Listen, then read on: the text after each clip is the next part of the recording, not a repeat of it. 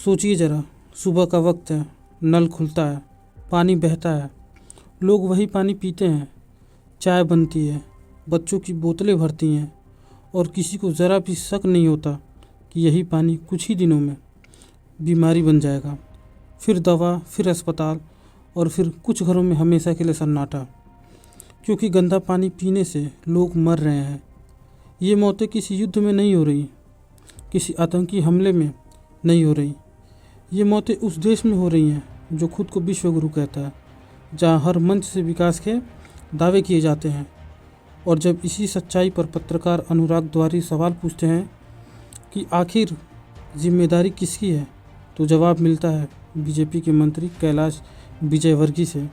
फोकट के सवाल घंटा, और यही से असली कहानी शुरू होती है, क्योंकि ये सिर्फ एक बयान नहीं है, ये बीजेपी की सत्ता में बैठी संवेदनहीन सोच का कच्चा चिट्ठा है, जहां मरती जनता से ज़्यादा जरूरी नेता का अहंकार है।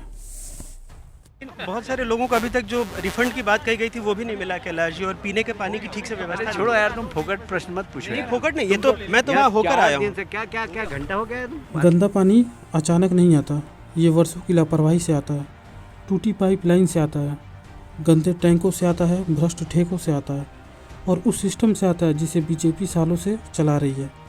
लेकिन जब इस सिस्टम की वजह से लोग मरते हैं, तब जिम्मेदारी लेने के बजाय सवाल पूछने वाले को ही नीचा दिखाया जाता है, क्योंकि बीजेपी की राजनीति में जवाब देना कमजोरी माना जाता है और अकड़ दिखाना ताकत।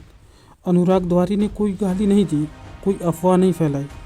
उन्होंने सिर्फ इतना पूछा कि जिन लोगों की जान गई है उनकी जवाबदेही कौन लेगा।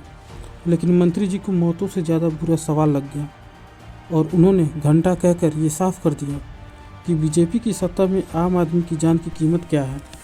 बीजेपी हर चुनाव में सबका साथ, सबका विकास का नारा देती है, लेकिन जब सब मर रहे हों तब साथ और विकास दोनों गायब हो जाते हैं। पानी जैसी बुनियादी चीज़ अगर साफ नहीं मिल पा रही तो विकास किस बात का। और जब इस नाकामी पर सवाल उठे तो मंत्री का जवाब घंटा हो, तो समझ लीजिए कि बीजेपी के लिए शासन सेवा नहीं, सत्ता का नशा बन चुकी है। ये पहली बार नहीं है जब बीजेपी नेताओं ने सवालों का मजाक उड़ाया हो।